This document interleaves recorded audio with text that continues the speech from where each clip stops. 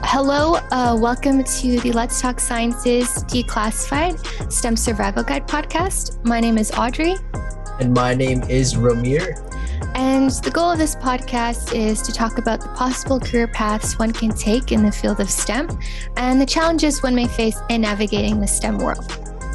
I'd like to welcome everyone to our 5th episode of our 6-part series. It's the second last. If you haven't heard our previous episodes, highly suggest you do so. There's some gems in there, guys. So our podcast called the Med Survival Guide.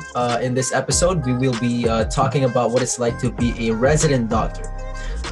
And just a disclaimer, the experiences of our guest today is not a reflection of all resident doctors. Everyone has different experiences and stories to share.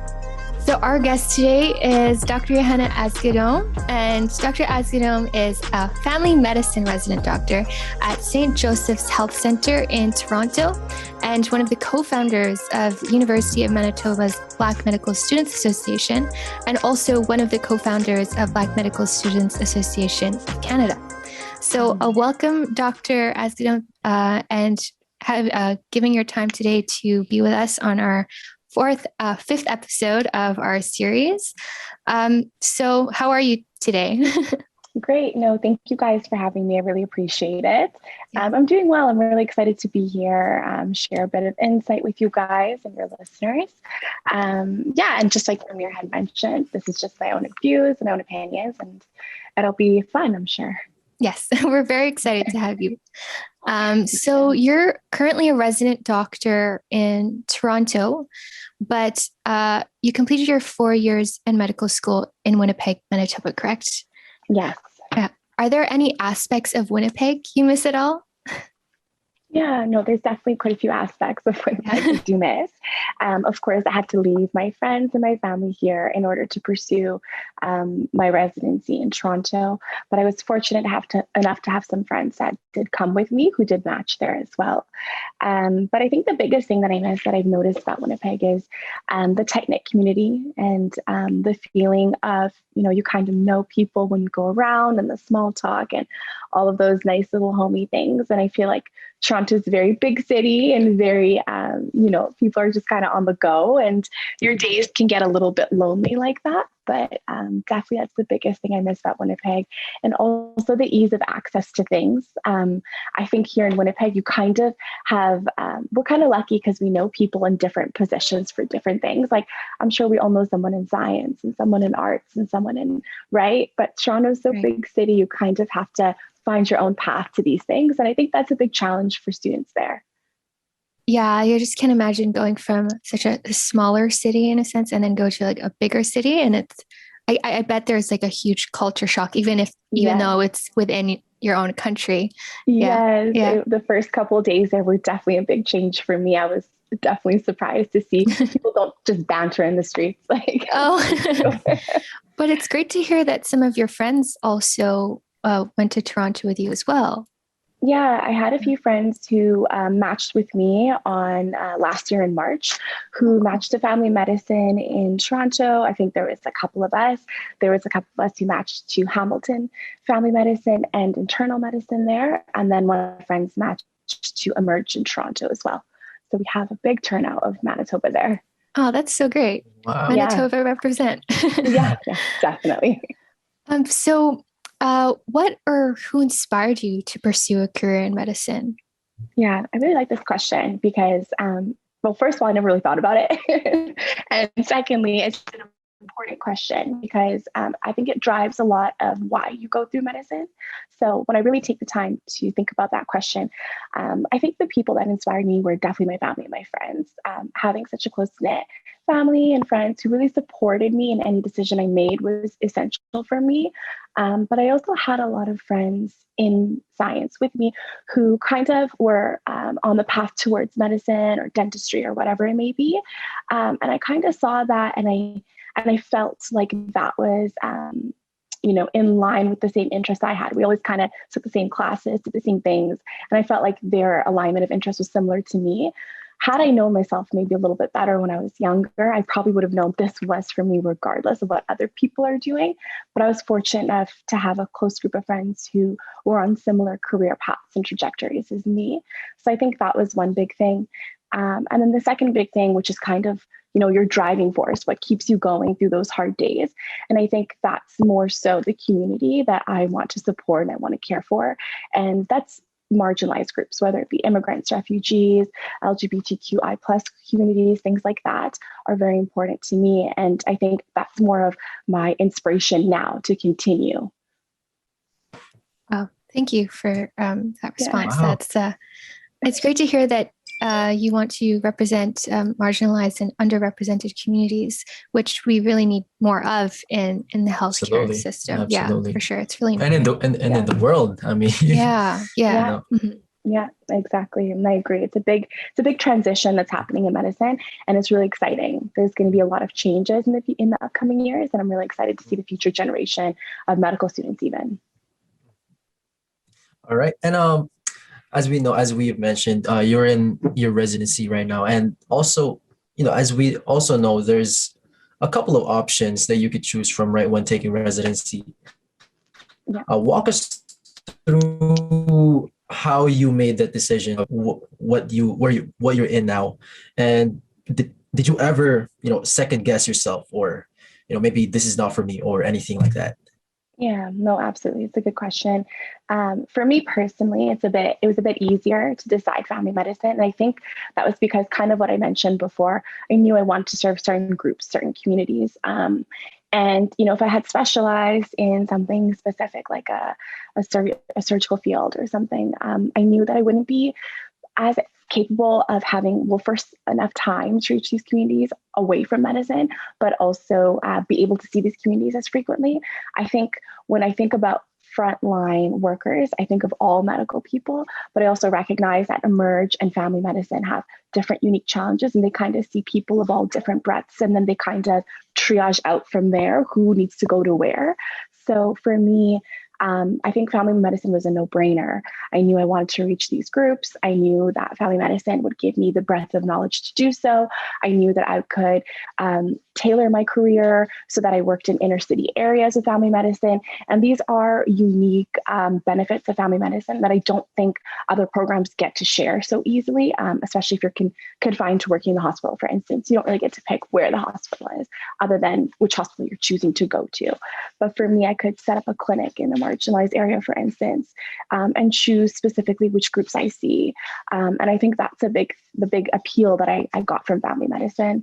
With regards to my other colleagues, I'm sure they second guess themselves. I've had friends who were debating things up until the last minute, and it's tough. It's tough when you're interested in so many things in medicine, when you are good at different things in medicine. I can see it being a big challenge, but I think at the end of the day, a lot of my colleagues match to what they wanted and are very happy to have gotten what they wanted. So I think it all works out, but it's definitely a hard road to navigate unless you really know yourself.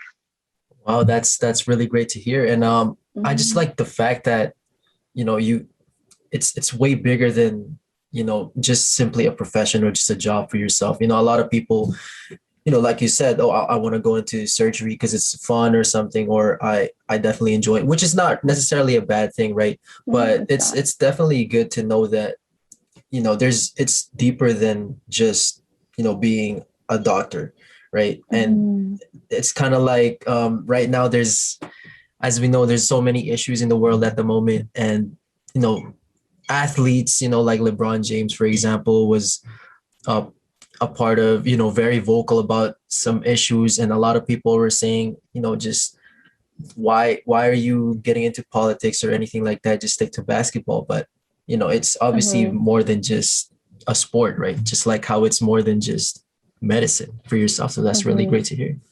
Yeah, I agree with that entirely. Yeah, it's great to hear that you also want to do something like community wise. It's not just about yourself, but it's also reaching out to like the community. So thank you for sharing your answers to that question. So what is the process of graduating to become a resident and beyond? And are you still taking medical school courses when you're a resident? Yeah, it's a good question. So essentially the way that it works is you complete your first degree, whether it be science, mathematics, business, whatever it may be. And you go into medical school and you finish your 4 years. And then once you're done your 4 years, you start your residency, which is what I'm in now.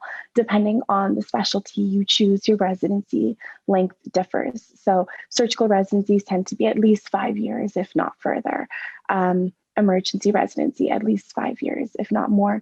Family medicine for me will be 2 years, but I do have the option of tacking in an additional year if I would like, which we all refer to as a +1, in order to specialize in something a little bit more specific in family medicine.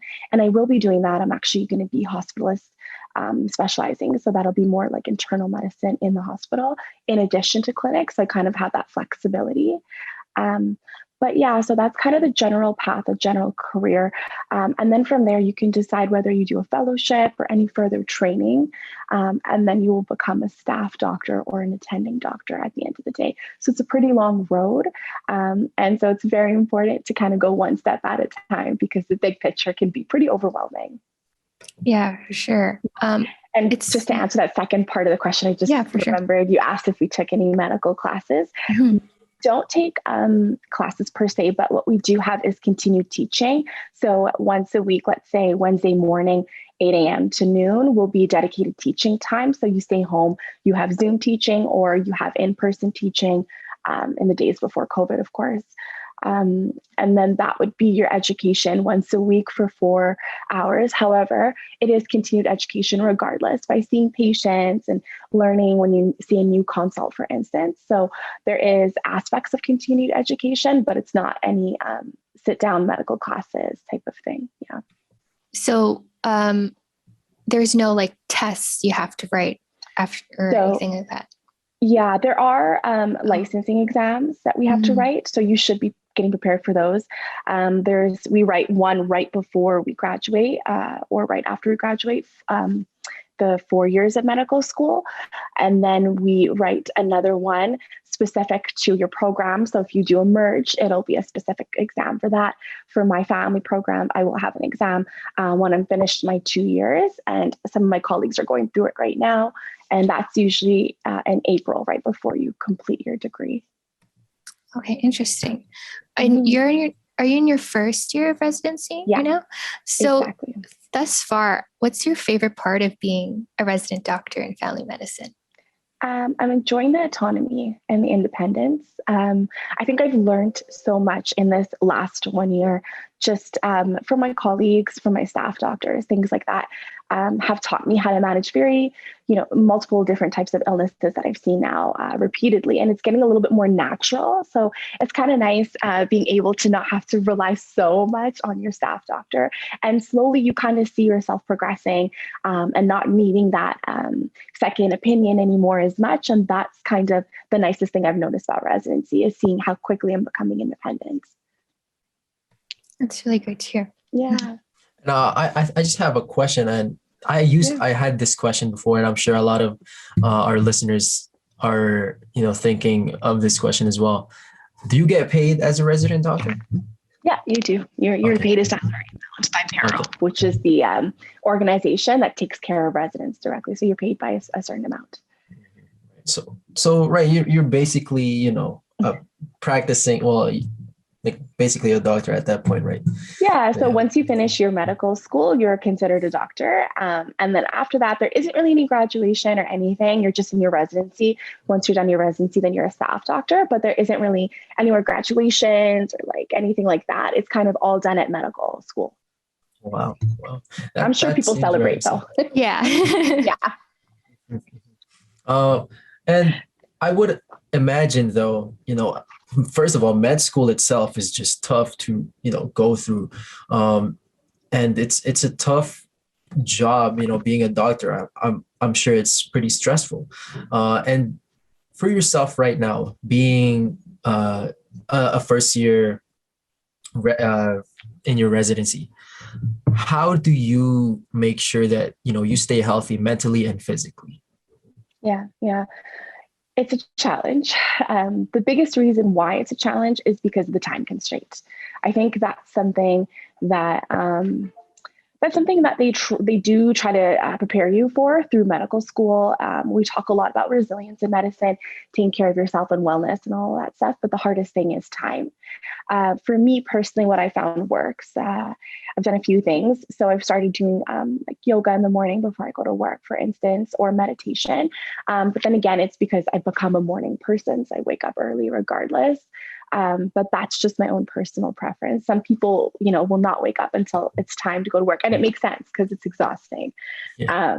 Other people I know, work out a lot. Of course, prior to this pandemic, it was easier to do that. And I think that was a big outlet for me was exercise. I like cardio. I like to spin. I like to swim. So those things have kept me pretty well through it. But now, since it's been COVID, it's been kind of at home meditation. For me, reading a lot of books has been very, very helpful, like non-medical books. And also just spending a lot of time with my colleagues, whether it be virtual or even at work, and then discussing with them, difficulties and things that we all experience, because a lot of our experiences, although they're unique, there are some similarities and underlying commonalities that has helped me to really like vent and get that out and speak to somebody who really understands. And I also encourage all people to have a therapist. I think that's like another aspect, whether or not you feel you need one. I think there are different ways to look at things, different perspectives that you can gain that therapists can offer you. So there's a lot of avenues. I think the hard part is the time. Absolutely. And we've talked a lot about books in our previous Yeah. podcast in like episode 2. What would Yeah. you can you recommend a favorite book, whether it's medical or non-medical? Yeah. Okay, so I'm currently actually so funny. I'm currently reading this book. I just picked it up. One of my colleagues mentioned it. It's by Dr. Horton. She's actually an internist here in Manitoba who wrote this book. So it should be a good read. It's about, the challenges in medicine and a memoir of love in medicine and healing. So I think that's going to be probably my newest read. But in the past, other books that I like, I've really liked Michelle Obama's Becoming. I was really into that book. Yeah, it was really good. It was a long read. I like the Obama's books. I don't know, they're just interesting to me. Just to get like different perspective and to learn, different challenges. And there's a lot of commonalities. It's so inspiring, and you can really see how relatable their challenges are. So those are the books I've mainly read. Well, yeah, awesome. I only started picking up books just now. Yeah. I've been reading like more what would you call them, like self-help books? Is that what you call them? Like it's like for self-improvement. Wellness and self-improvement. Yeah. So like Atomic Habits or something like that. But I've moved on from that to read these 2 books I have right now. So the first one I have is Influence by Robert Cialdini. And this one is Body Language, as I've shown in episode 2, I think. What Everybody is Saying by Joe Navarro, who is an ex-FBI agent. But yeah, I do know who that is. That's interesting. Okay. yeah, he had a How are you video liking also in on YouTube where he actually does read, or he watches clips and then explains it in on YouTube what that person may be thinking or their state of mind. I find that so interesting because I feel like body language, like they say, right, it's actions speak louder than words, and that's definitely true. Yeah. And I think in episode 2 we talked about the MMI, right? And I think that's very important, just as important as what you're saying, right, is how you're presenting yourself, your body, right, your posture. So yeah, that's just the reason why. Absolutely. Absolutely, I agree. Those look interesting. You gotta tell me how they go. Speaking of books, we actually talked about one of our guests on episode 2. He said he read Being Mortal by Atul Gawande, and I'm currently reading that book right now. I'm on like the second last chapter. And I actually have a question for you, Dr. Asghedom, about that book. And it talks about 3 different relationships between a doctor and a patient. And it was really interesting. The first relationship they talked about was the paternalistic relationship. And sort of the doctor is the medical authority. And the analogy they gave was that the patient had to choose if the patient had to choose between a red or a blue pill to sort of treat their disease or illness, the doctor will tell the patient which pill to choose.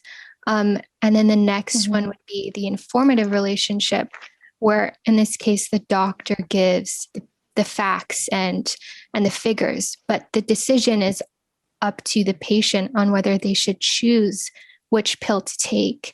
So basically, the doctor is the technical expert and the patient is the consumer. And then the last one is the interpretive relationship, where the doctor's role is to sort of help the patients determine what they want. And from your own perspective and your experience this far as a resident doctor, what doctor-patient relationship do you think is best? Okay, so those are three definitely very different approaches. I think what I will say is through medical school, what I feel that I've been taught and what I think the emphasis of medical school has been is to kind of approach things from the second line that you mentioned. So more so giving patients full, transparent information, offering them clear information with regards to their diagnosis, their prognosis, what medications work, what treatment offers work, and really explaining that thoroughly to them. And that's kind of what I do as well. But at the end of the day, I do clearly explain to my patients, in this situation, what I would recommend is that you exercise this frequently, eat this kind of food, or you should see the dietitian and you should take insulin or whatever it may be. And I'll explain to them clearly why I'm recommending the things I'm recommending. Now, I've had patients who've said, well, I don't want to do that, or no, I'm not really interested in that, and And at the end of the day, your job is just to advise. Your job is never to tell people how to live their life, because I can't decide what a quality of life is for someone. That's like me telling somebody with let's say alcohol use disorder to stop drinking and really encourage them to. At the end of the day, I don't know if that's, me infringing on their rights to have a certain quality of life. So at the end of the day, you do advise, you do clarify your rationale. You really should lay everything out very clearly so people can make decisions without being confused. But you can't, at least from my understanding, you really can't just force people to do.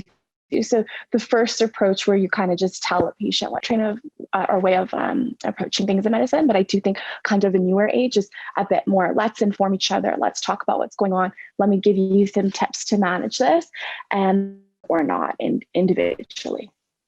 Yeah, you essentially just lay out the options. You make it very clear for people to comprehend the options available, and then you allow them to decide whether or not they're going to do those things or implement those changes.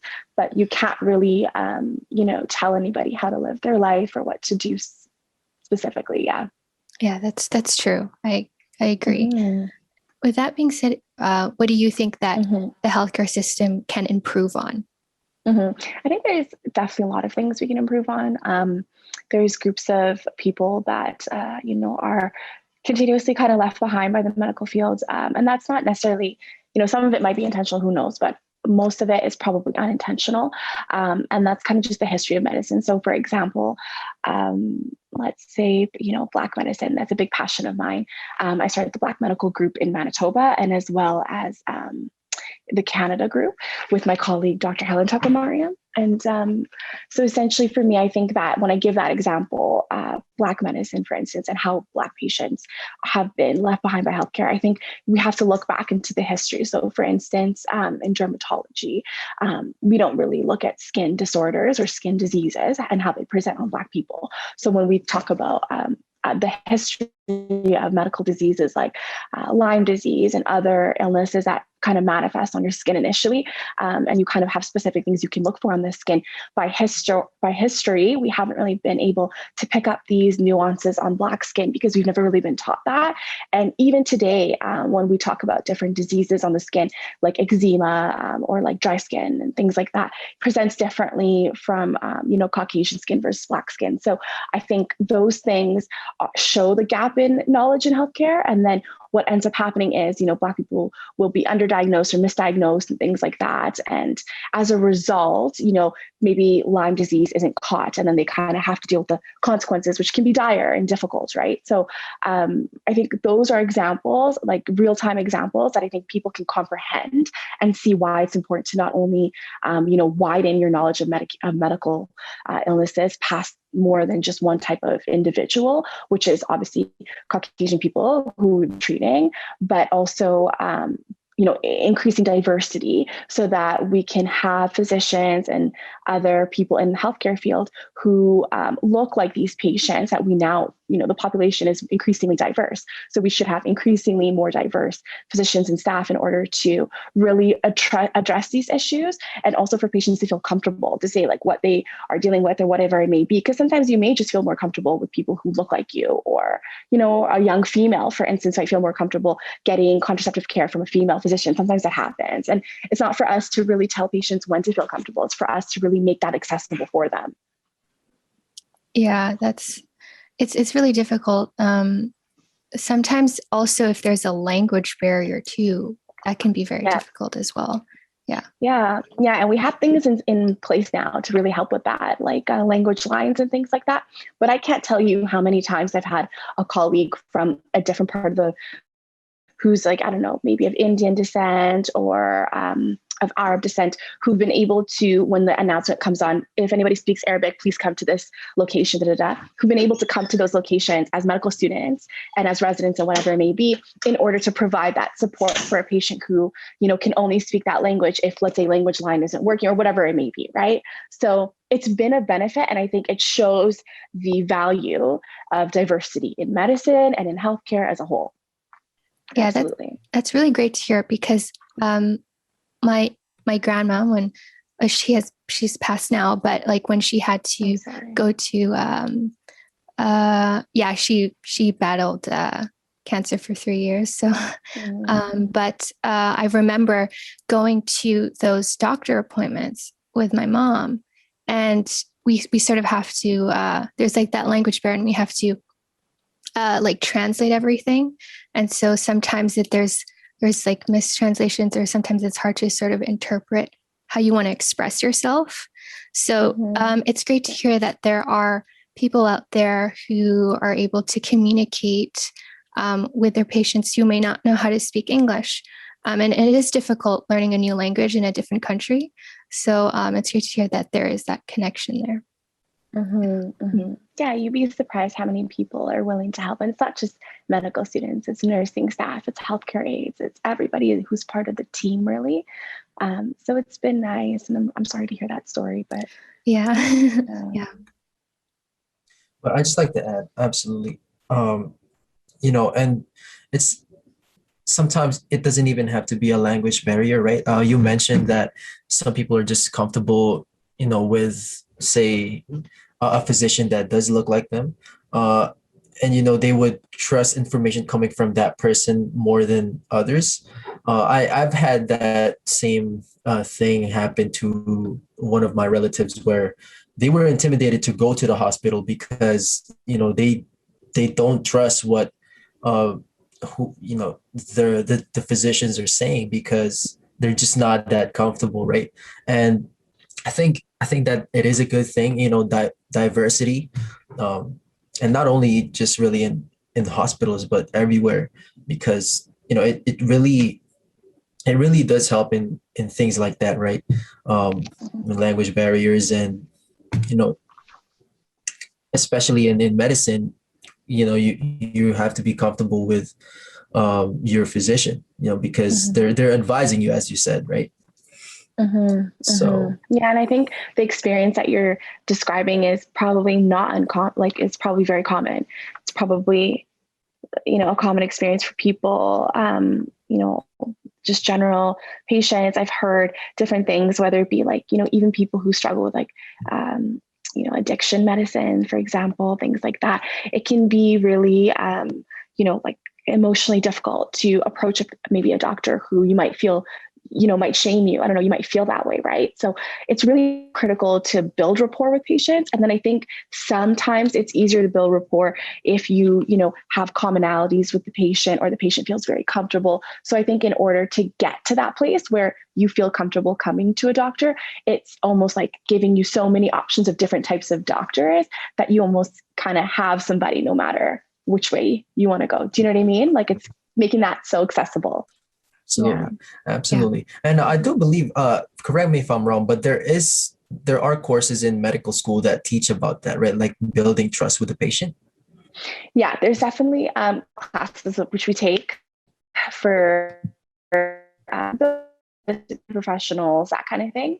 You think that a lot of the onus is on us to really learn how to approach patients at the end of the day, because there's so many people going through medical school, and they can't tell you what approach is best for you, right? Everyone's a unique individual, even as a doctor. So you have to just decide what's best for you, how you approach each patient, and how you think is the best way to approach patients.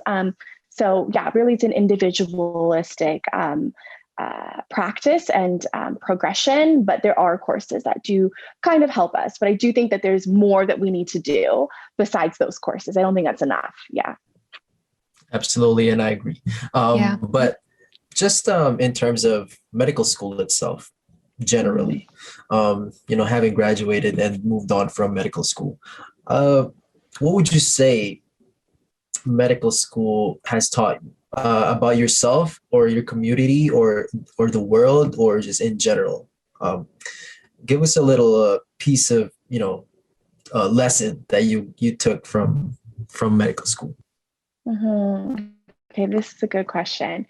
From medical school or from residency school? From medical school, and if you'd like, also you can just talk about the residency school as well. Yeah, no. So medical school, you do a lot of, the first 2 years is kind of school learning about the human body, the normal human body, and then abnormalities. And then the second portion of it, when you're in third and fourth year, is seeing patients a bit more. So you kind of get both worlds. But then as resident, you just basically see patients and do a little bit of education as well. That's protected time for that. So I would say the biggest thing that it taught me about myself would be how to be resilient and mechanisms for how to persevere through difficult times. You see a lot of difficult situations in medicine. You'll see some really horrible things. You'll see family members losing a loved one, and you'll also see great things. You'll see the birth of a child and a mom being so excited and a dad being so excited. So it's really a wide range of emotionalities you go through. And it can be really, really tough to kind of, I guess, navigate all those feelings you've had, because I can tell you that medicine is giving me some of my lowest lows, but also some of my highest highs. So it's really like, it's kind of a challenge to navigate through all those feelings and kind of learn about yourself, but it forces you to learn about yourself. It forces you to learn how you deal with adversity, how you deal with conflict, how you deal with, patients who don't like you, that's conflict, right? And then how you deal with adversity when there's a challenge. I want to become this type of doctor, but it's going to take me this type of pathway to get there. So I think it's taught me a lot about persevering, about staying on your path and how to remain on that path, although the weather changes so much around you. I think that's the biggest thing. And I think it taught me a lot about approaching everything step by step and compartmentalizing, not looking at everything as like just a big picture and getting really upset when the big picture isn't met, rather looking at everything as a piece and being proud of yourself when each piece is kind of completed, because at the end of the day, you're trying to build a big puzzle. So you really have to approach it like that. That's a really good way to think about it. Yeah. And you mentioned that, and it's true that, there's going to be challenges, and, life is not easy, right? It's not always a straight path. Yeah. I see these, I follow these Instagram accounts about medicine, and they always post like that picture where, what expectation versus reality, and then you're like riding a bike. Expectation is it's just a straight road, and there's like valleys, oceans or something like that. But absolutely, but in just just in terms of our audience is more, high school students or maybe some, younger university students. Uh, how can you relate to that lesson in terms of university? Like, say, for example, I just wrote this down specifically for myself because I definitely am going through that right now. COVID has been hard. Yeah. But how do you bounce back from getting a C in physio too? Like, Yeah, you know? no, that's so tough. Yeah, I know exactly what you mean. I think we've all been through that one way or another. I've had friends who have specifically like retaken a class because it wasn't a high enough mark they felt they'd be comfortable applying with. I've had situations where I've definitely had to like appeal a grade and like ask, can you bump my 0.1% up or whatever it may be. So I understand those challenges. I think the best thing to do would be, so for me, there was some classes that I found a bit tougher during the school year because I think it just required more. It was just harder for me to manage. And one of those classes was psychology. I don't know why. It was just always really tough for me through the year. So I remember I was taking it during the year and I was essentially going to end up with like a D or something like horrible. So it was just like, I don't know why it was so hard. And then I decided the best option would be if I just took this class and was able to just focus on it, I think I would have been okay. So I basically dropped it during the year and decided to just take it in the summer where it was available over a 2-month duration and I could just exclusively focus on it. So I kind of set myself up with like, you almost have to know yourself in order to do these things, but you really have to deeply understand, what am I good at and what am I not good at? And the things that you're not good at, you have to be actually willing to address them and look at them head on and adjust them in order to progress. So we tend to look at the things that we're good at because it makes us feel good. Like, oh, I'm really good at chemistry. Let me just do chemistry over and over. But it's really not going to help you at the end of the day to just kind of increase your already 90% in that class. So I would really recommend taking a look at where your strengths are and where your weaknesses are. And then within those weaknesses, really addressing them by offering yourself the most ample time to improve your grade or whatever it may be in that. So if it means taking it in the summer, then take it in the summer. If it means setting aside more study time for that class and less for other classes, I would do that.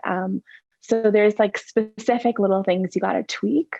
But it all comes from really understanding yourself. And again, there's advisors. I don't know how helpful they are at the U of M or U of W, but to kind of help you with navigating a course load and things like that.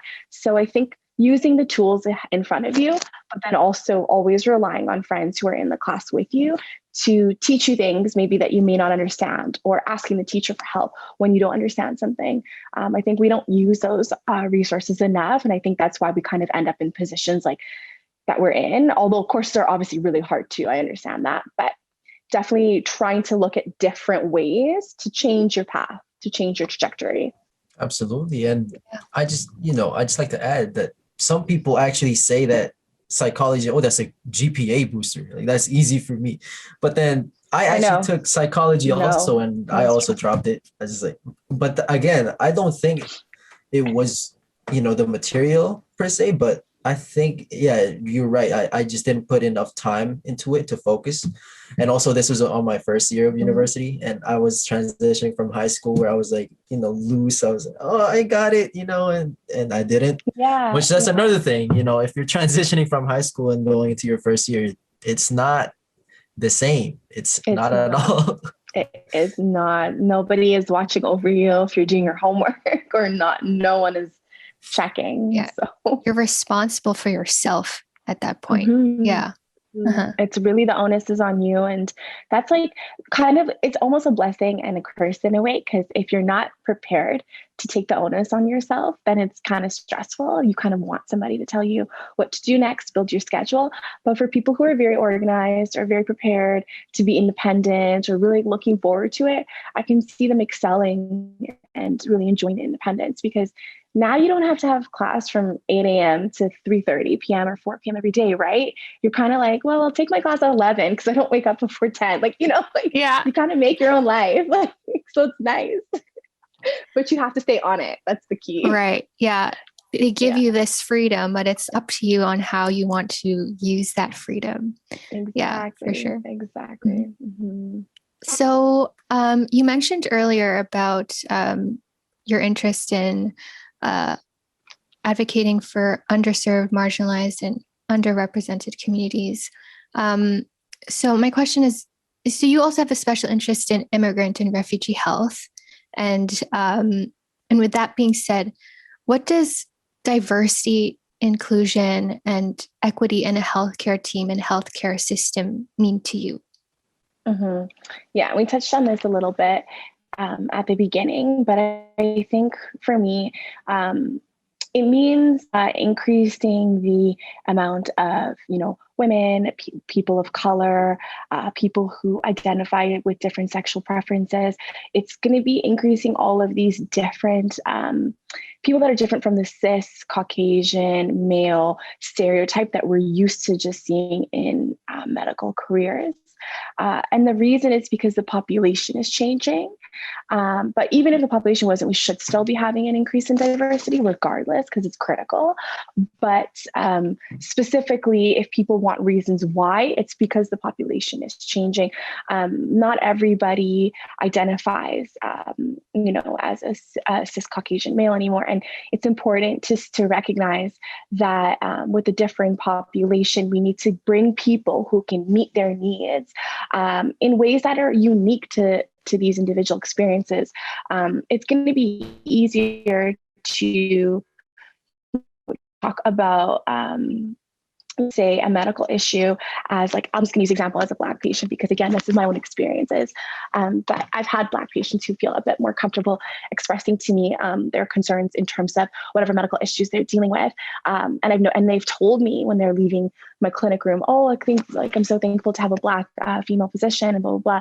And it's just like being able to have that opportunity is helpful, because you can share things in maybe ways that you didn't feel comfortable to share with other physicians who maybe you didn't relate to, and maybe you didn't feel heard. And so maybe you wouldn't say the full extent of your illness or the full extent of what you need care for.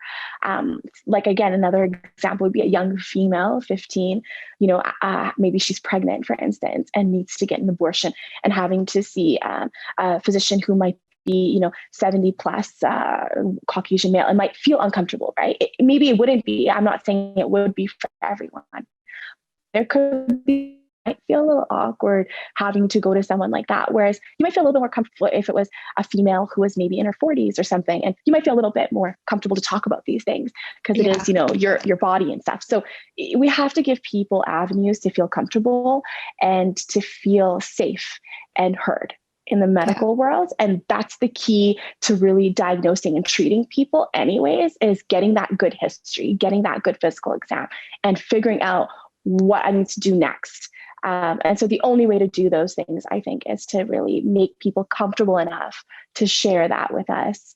And the more diverse, again, our medical field is, the more things will pick up. Like I gave you that Lyme disease example on Black skin, for instance. That kind of thing is less likely to be missed if, there's other people who might have been well-versed in that kind of training, or have even seen it themselves, like personally. And I can give you another example, which just happened a month ago. I was working in pediatrics Emerge, and I was having a great time because I love the kids. And there was a little boy, and he was Black, and his dad had come in with him, and he had all these like bald spots on his head, essentially. And the dad was saying, I don't know what's going on. He has all these bald spots and it won't go away. And it's been going on since summer. Long story short, I've seen this before because I've been in my immigrant refugee community here in Manitoba, and I've seen newcomers from Ethiopia and Eritrea come here. And I remember seeing a kid with the exact same thing on his head, all these bald spots. And I remember I was in medical school at the time. I think I was in second year, and I was just curious, like, what was causing that. So I remember researching it on my own independently just to learn more. It's basically a fungal infection on your head. We call it tinea capitis. At the end of the day, its treatment is pretty simple. It's an antifungal. But unfortunately, this child had been misdiagnosed by other doctors, including his own family doctor and things like that. So this kid had been dealing with pot spots on his head since summer. And the kid just thinks he's bald. Like the kid is like, oh, I'm just balding. And he's like 5. Like that doesn't really add up, right? But to the kid, that's all that's going on. But the poor dad like was emotionally hurt by it, right? He's like crying about it and stuff, doesn't know how to help his kid. And it's not to say that, diversity saved the day, but at the end of the day, because I've seen this before in my own population, I was able to quickly figure out exactly what's going on by just taking one look at this kid and giving them the appropriate treatment. And I'm sure the kid is doing better today. But at the end of the day, it's important to have diversity, to allow for different experiences to be brought to the table to help different people. Because disease diagnosis and illness treatment isn't really cut black and white as easily as it might seem. It's kind of a gray zone. So the experiences are critical. Yeah. Absolutely agree. Yeah. And I do believe that actually my mindset when it comes to like just even meeting people or, when it comes to friends, there's always something, like pros and cons and everything, right? There's always something negative about every, individual. But I recognize that, but I believe more that, everybody has something to offer to the table. And that's why I like talking to people so much, because I want to know, what is it that that person offers to the table. And not only that, but knowing that, right, helps me, and it can also allow me to apply it in my life. Like you said, you've seen it from your own population, and it has helped you in a patient encounter, right? So I just like to ask, what aside from the you started the Black Medical Students Association. Black Medical, yeah. And you were also one of the co-founders of the Black Medical Students Association of Canada. Aside from those two, have you had any other projects or organizations that you have helped build or been a part of? So I did join the Immigrant Refugee group at the University of Manitoba, the medical students group. So we did do some just local community work. We would come to the local new immigrant housing areas and offer like blood pressure checks and like little things, especially when you're in your first couple of years of medical school. So I did join that group, but then kind of going through medical school, I focused a lot of my time towards the Black Medicine initiative, because I think it was just completely ignored. It was necessary to establish at that time. And then moving forward, I've been more so into research a bit more now as like a resident. So I'm going to be doing a research project with one of my colleagues in Toronto with regards to professionalism and the history of colonialism in medicine, and how that's kind of helped build professionalism and how that's kind of shaped things. So I'm kind of shifting more into a research aspect, because I think, one, it's important to get really good research and information to kind of back up these claims that we're making. And two, it's important to, widen your knowledge as well. So for me, it's been a bit more research and more organizational, but the biggest passion of mine has been Black medicine. And so I'm also part of the Black Resident Physician Association of Ontario now. So I'm currently working on that with Helen. So we're trying to increase that organization now. And and always being an advocate for underserved communities and marginalized communities. And that's kind of just where I'm at right now. Oh, Ramir, I don't think we can hear you. Yeah, I'm muted. Oh. Hello, can you hear me? Yeah, I can hear you. I was just talking to myself. Yeah, I was saying that's really good, right? And it's like I said, it's also, as I mentioned earlier, right? It's bigger than just being a doctor. Like you can be a part of all these things, and you're basically, changing the world, right? So and I just like to add another thing, that a lot of people, who have minimal to, just little knowledge about, science, or like say, for example, there's some people that are claiming that, the virus COVID is fake and stuff like that. Yeah. What would you say to, not necessarily those people, but I believe that in high school, it should be a prerequisite, like a required requirement to take sciences, just to have that basic knowledge, right? But what can you say about, people thinking that it's fake news? Some of them don't believe in doctors or the research or the data that's being provided, right? How could you convince them to believe in the data, right? Yeah. This has been like, it's a new virus, and it's the same argument. It's not really.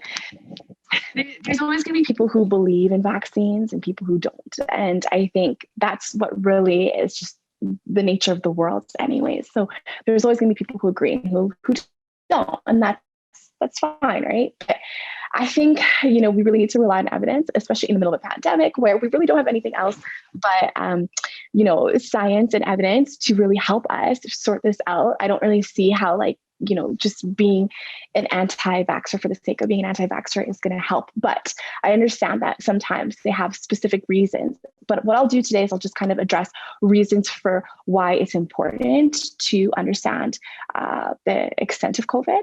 And then I'll just kind of leave it at that. I won't really touch too much on anti-vaxxers because I just don't even want to open that can of worms. But at the end of the day,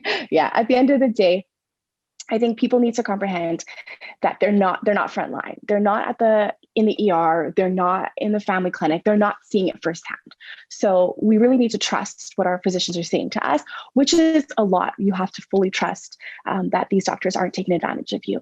But I think there's power in numbers. And I think the big thing is, if the majority of physicians are telling us, hey, it's, this is a real pandemic, we're struggling in the hospitals, blah, blah, blah, then I would think more likely than not, the majority wouldn't be lying to you, right? But at the end of the day, this is a virus that that's new. We didn't know a lot about, we don't know a lot about, but we're learning about. It's infectious, yes. Is it the most infectious? No, there are other viruses that are way more infectious, like measles, for example, which have a way higher R0 value and can infect people more significantly. However, this virus, we just don't know a lot about it. So it's been critical to get behind the research and to comprehend what we're dealing with. Now, the issue is, just like any other virus, it's mutating and it's changing in order to evade our mechanisms against it. Our historical way of managing viruses has been vaccinations or supportive management, which is just like rest. And, when you get the flu, you just rest, take a little bit of Tylenol, Advil, whatever it may be. But historically, we prevent diseases like measles outbreaks, rubella outbreaks by providing vaccinations as kids, which you guys probably all got. And even like meningitis, you prevent that by getting these vaccines. Now, what people are not understanding is that these previous viruses could have been way more rampant in our communities had we not vaccinated. So for people to just be so adamant on not vaccinating on COVID, I don't really understand fully why. There are communities that are more significantly affected by this. We know that is immunocompromised communities, whether that be the elderly or people with multiple comorbidities like diabetes, high blood pressure.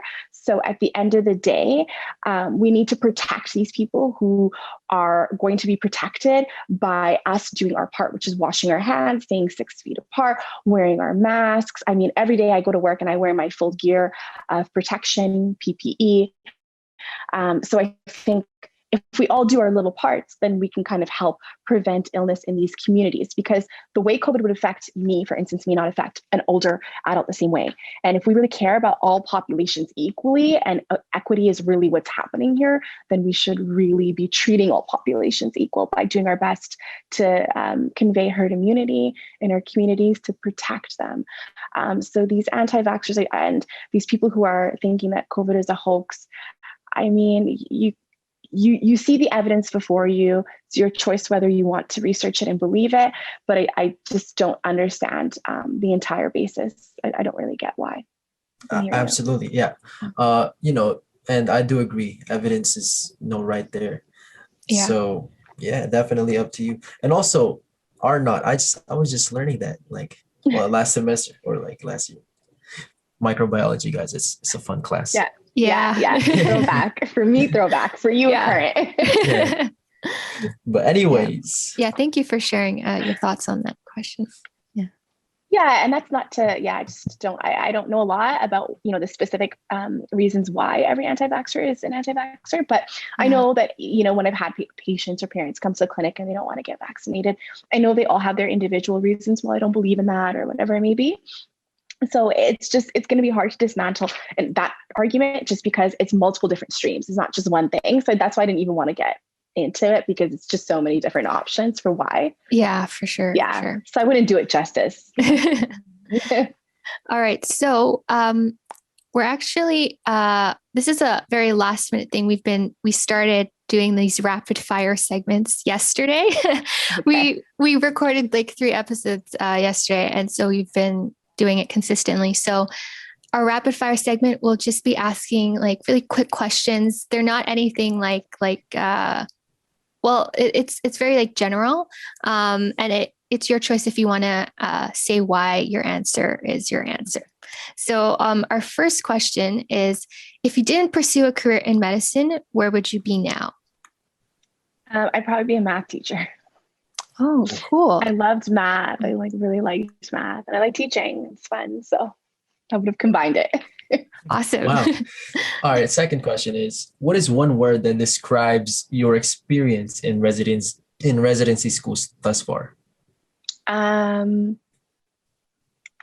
Beauty, because it's been exhausting, but so rewarding. Like I can't explain how many patients I've met and how many great stories I've heard and how many people are so thankful to have us frontline. It's been beautiful. Wow. That's great to hear. Our next question is, what is your motto in life? One step at a time, piece by piece. Otherwise, the challenge just always looks too tough. Yeah, that's a good motto. So the next question is, what is a song that you listen to when you're having a bad day? Oh, that's a good question. Okay, I'll tell you the song I listened to when I was getting ready to match. When I found out I matched to Toronto, I was so stressed all day. Obviously, I was freaking out because I wanted it so bad. So I listened to Trey Songz "Just Gotta Make It" like 100 times. I was freaking out. That's awesome. So that was the only song that got me through. Right. Why should you finish your antibiotics? Why should you finish your antibiotics? Yes. Was that the question? To prevent microbial resistance, essentially. So we don't end up wiping out all antibiotics for everything. We'll end up with nothing. That's scary. Yeah, it is scary. Because they convert. All right. Yeah, it is very scary. I remember learning about like antibiotic resistance in, it was Dr. Kumar's class, I think microbial diseases, and he was talking about like how viruses. Was that a workshop or something? No, it's like seminar? A course, like an actual course that I had to take for a degree. And he was talking about, it's like, you never know, we could be in a pandemic. We never know. And then it actually happened. And it's so crazy. Like he actually predicted it in class. And I'm like, wow, this is really happening right now. But thank you for participating in our rapid fire segment. That's why it's critical. Yeah, it is critical. So our next question is, so there's this saying called, actually, Linda suggested this question, one of our assistant coordinators. I hope she's doing well. Yeah. She said, so there's this saying called, when life gives you lemons, you make lemonade. Yeah. So when has life given you lemons, and what did you do with them? Mm-hmm. Definitely so many times have we been handed lemons. I've been through difficult things. I've lost my friends. I've had friends pass away when I was young. I was 18 when that happened to me. I'm so sorry. And it was all over the news and everything. I'm sure you guys can look it up. But at the end of the day, when life gives you lemons, I think the important thing is to acknowledge that, I've been handed this difficult situation, and give yourself time to. And lemons could be anything for anybody. It could be failing a math test, or it could be something as tragic as like what had happened to me. So at the end of the day, to myself and my friends, at the end of the day, I think it's important to acknowledge it, because if you don't, you kind of just push through without really having a basis of understanding yourself. And it's a bit more challenging emotionally. So when life gives you lemons, I say, look at the lemons, acknowledge the lemons, give yourself time to recognize that they are lemons, and then start coming up with ways on how you want to make lemonade from that, because everyone's recipe is different. So that's a really good answer. Yeah. Wow. Mhm. Wow. I've never thought of that saying that way, but Yeah. and also I'm so sorry to hear that story as Yeah, I'm well. sorry to hear that. Yeah. No, it's okay, Yeah. you guys. Thank you guys for being so kind.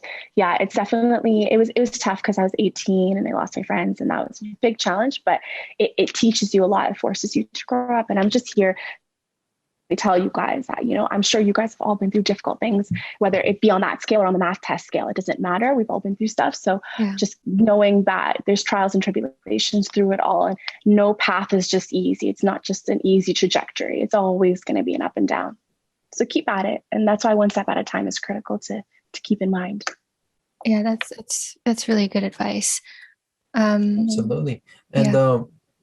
moving on from that advice, our listeners, most of them are high school students, as I've said, and earlier, university students. In terms of, so you've already given that life advice, but in terms of, say, chasing their dreams, like if they wanted to go into medical school, if they wanted to be where you are now, um, and as you said, it's not always a straight path, right? Some of them may be going through, you know, uh, anything, right? And they could be at the up or the down. But what would you say to those people, our fellow listeners? What advice can you give them to, let them know that you should keep going and to motivate them in their path? Okay.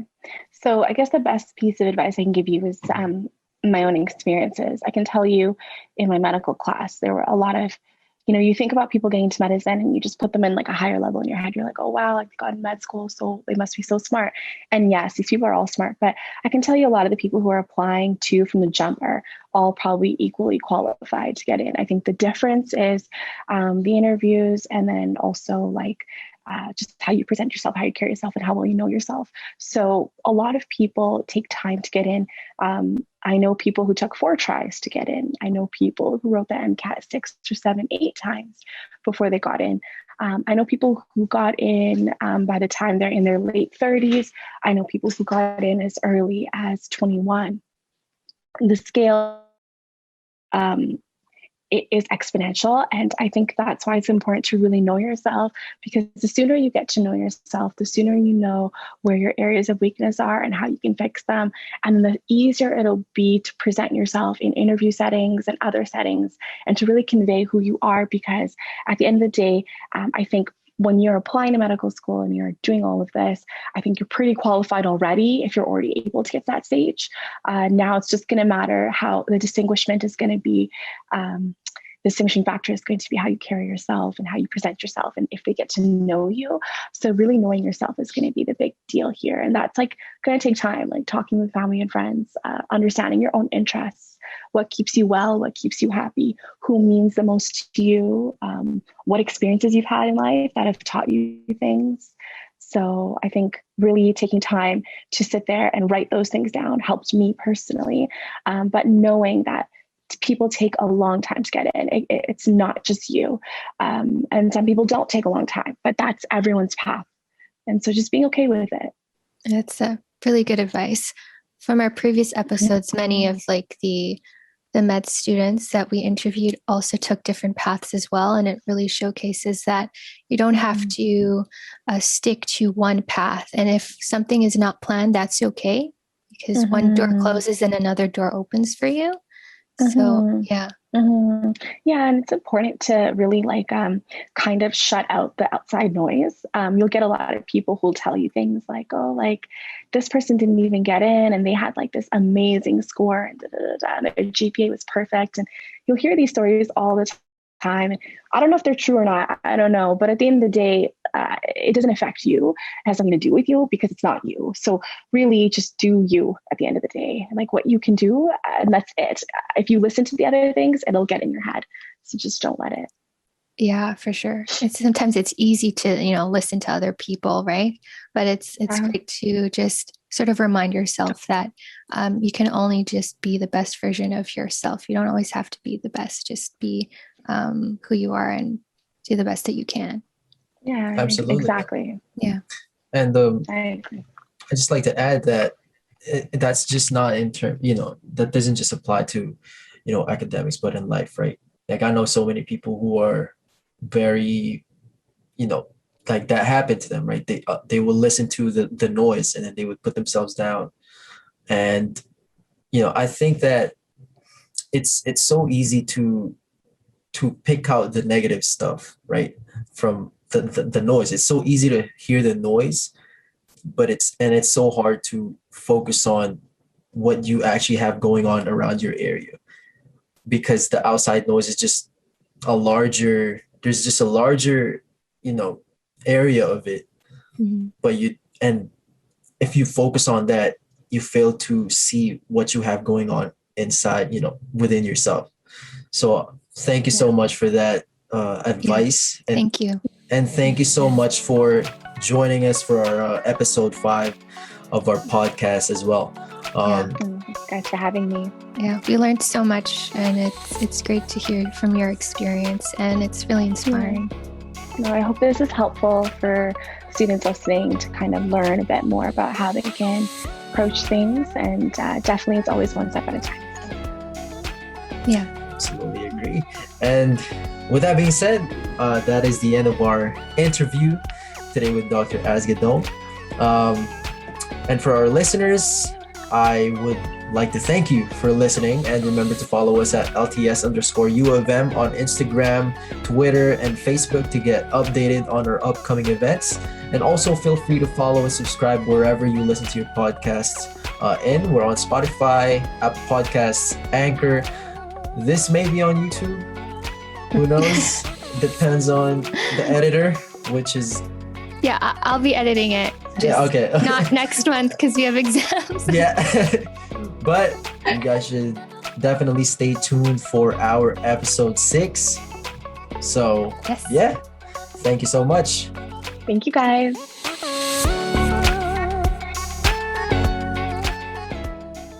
On the next episode. These are important parts of career development in itself, is to stop and look back and think about how you actually get to where you want to go. First thought about pursuing a career in medicine did not happen until I was 19 years old, and I was working in a lab at McGill University because I grew up in Montreal. I think if you have a dream and something that you want to do, by and large, you should be able to achieve that.